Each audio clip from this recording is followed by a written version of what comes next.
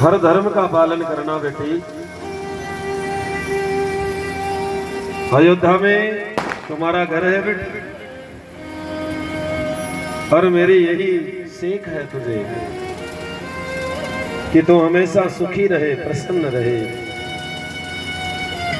मेरा आशीर्वाद है तेरे साथ, अपने धर्म की पालन करना।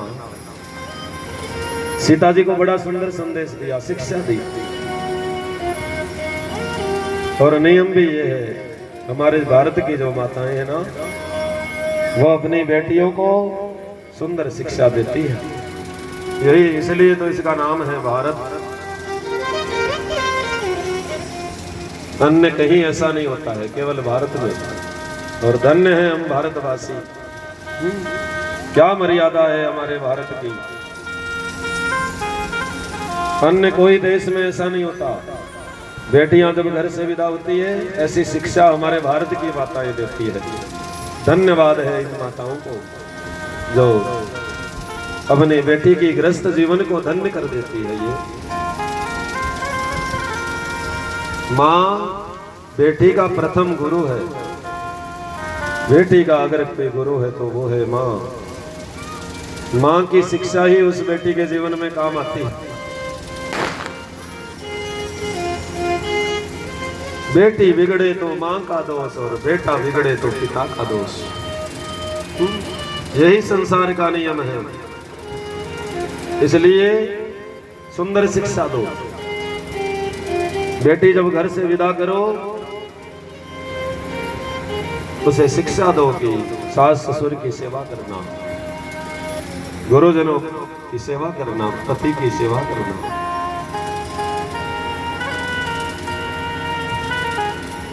उसी समय महाराज जनक भी आ गए, और जनक जी जब आए, बाबा तुलसी कहते हैं, राजा जनक सीता को अपने हृदय से लगा करके बहुत रोए। अश्रुधारा बहने लगी आंखों में। आज इतने बड़े राजा रोक नहीं पाए अपने आप को। लीन ही राय और लाई जानकी, मिटी महा मर जात ज्ञान की। आज उनका ज्ञान न जाने किस धूल में मिल गया, किस मिट्टी में मिल गया। महाराज रूप शरीर इन सबको नहीं मानते थे, बड़े ज्ञानी थे, लेकिन एक बेटे की विदाई सहन नहीं कर पाए। इतने बड़े ज्ञानी की ये दशा हो गई। हाँ?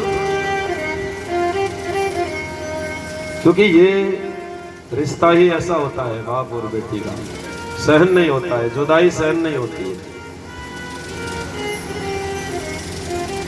मैं अक्सर कहा करता हूं, घर में एक ही बेटा हो, बाहर गया हो और वहां सर्पदंश लगने से उसकी मृत्यु हो जाए, और उस बाप से कोई आकर के कह दे कि तुम्हारे बेटे की मृत्यु हो गई है, वो सहन कर लेगा, पत्थर रख लेगा दिल पर, तकलीफ होगी लेकिन जाहिर नहीं करेगा।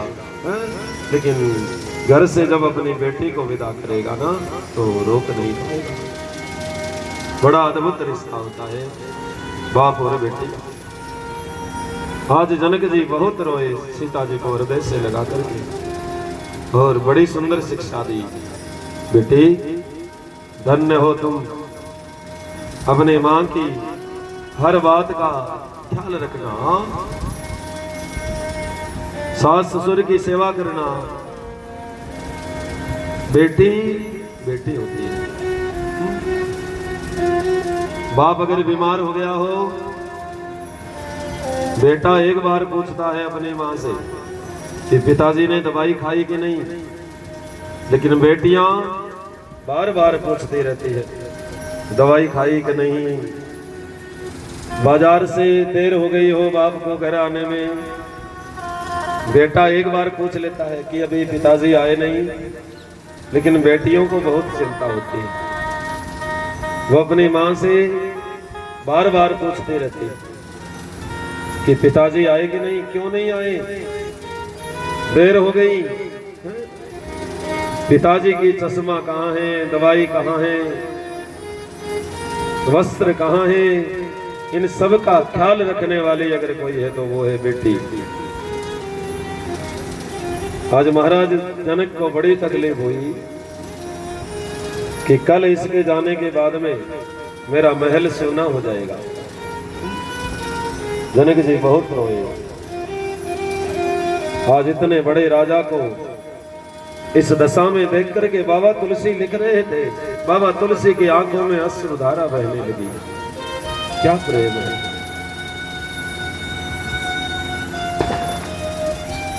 तुलसी जी ने लिखा कि जनक जी को वहां से अलग किया गया, सहन नहीं कर पाए महाराज, बेटी की विदाई को देख नहीं पाए, रो रहे हैं। सुनैना मैया रो रही है, दुखी है। सीता जी को हृदय से लगा करके बार बार आशीर्वाद दिया। और मेरे भाई बहन बुजुर्गों, जहां से एक बेटी विदा होती हो जिस घर से, तकलीफ होती है, लेकिन यहां से तो चार चार बेटियां एक साथ विदा हो रही है। चार बेटियां, क्या बीतती होगी उस बात पर मां पर। लेकिन दुनिया की रिवाज है। मैया सुनैना जी को लगा कि एक दिन मैं भी अपने पितृ ग्रह को छोड़ के आई थी, अलग तो करना पड़ेगा इसको। और धीरज रखी मन में। बड़ा प्यारा रिश्ता। समाज में हर रिश्ते में स्वार्थ हो सकती है, लेकिन पिता और पुत्री के रिश्ते में, बाप और बेटी के रिश्ते में कोई स्वार्थ नहीं है।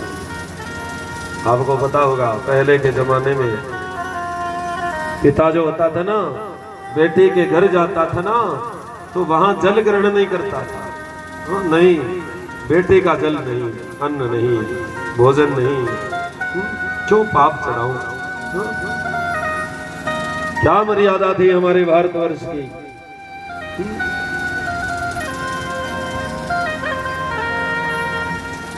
बड़ा अद्भुत रिश्ता होता है। एक रविंद्रनाथ टैगोर की एक बड़ी प्यारी कविता है। एक विदुर बाप था, उस बाप का नाम था अली, और एक बेटी है उसको, उसका नाम है नवियुल। अली और नवियुल की कथा है, शायद सुनी हो आपने। बूढ़ा बाप था, एक बेटी थी बस। उस बेटी को मां नहीं थी, चल बसी थी मां। बाप को केवल अपनी बेटी का सहारा था। बूढ़ा हो गया था बाप।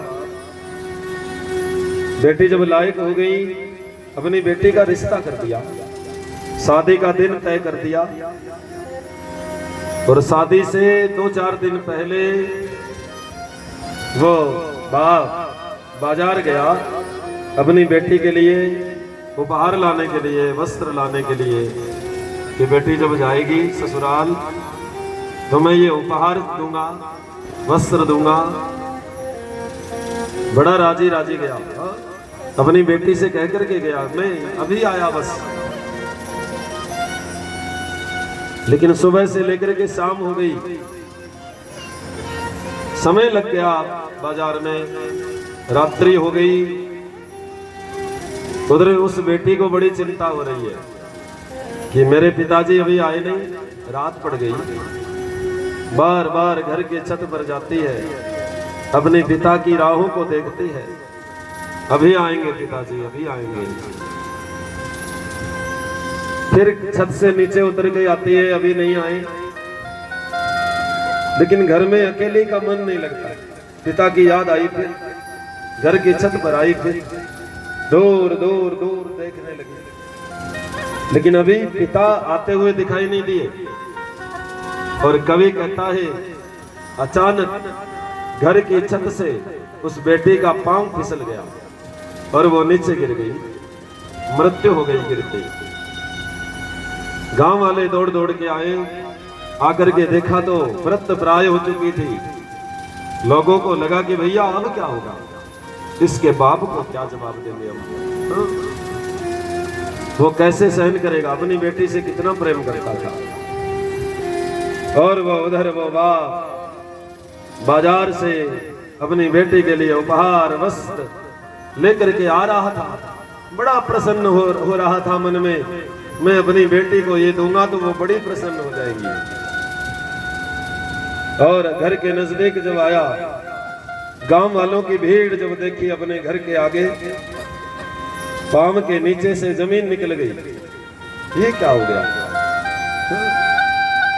और सब लोगों की भीड़ को हटा करके जब देखा, अपनी बेटी का शरीर खून से लथपथ, बहुत रोया, रोने लगा।